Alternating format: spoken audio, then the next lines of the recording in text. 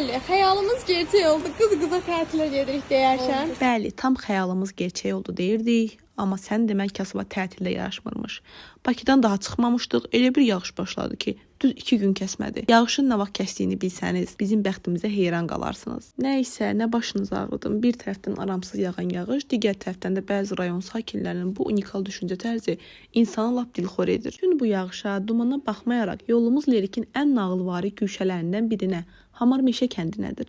Hamar Meşə uca dağların arasında, sıx meşələrin düz bağrında gizlənən bir kənddir.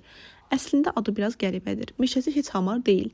Əgər bu kəndin adının niyə belə adlandığını bilən varsa, zəhmət olmasa bizimlə də bölüşsün. Yol boyu danışa-danışa, gülə-gülə, ara bir talışsa danışmağa çalışaraq yolun necə bitdiyini heç hiss eləmədik. Amma daha elə bilməyin ki, 4 saatlıq yolda sürücünün beynini tam yemişik.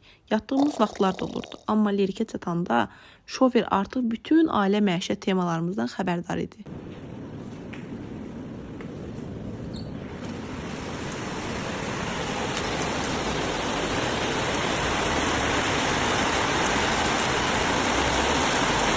Evə daxil olan kimi mənzərəyə heyran qaldıq. 2 yataq otağı və geniş qonaq otağından ibarət olan bu evdə yay hovuzu və qəşəng bir besetkası var idi. 6 nəfərin çox rahat qala biləcəyi, yerləşməsi mükəmməl olan bir evdir. Amma bizim üçün evin ən gözəl tərəfi nə oldu bilsəniz, tez-tez yaxınlıqdan keçən polis maşınları. 3 qız olaraq çıxdığımız bu səyahətdə hər dəfə o polis sireninin səsini eşidəndə içimiz necə rahatlayırdı, necə özümüzü rahat hiss edirdik, necə güvəndə hiss edirdik.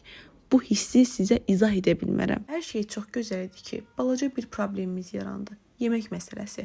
Məlum oldu ki, bu kənddə market tapmaq elə də asan deyilmiş. Çünki ətrafımız bildiyimiz Meşə idi, meşə.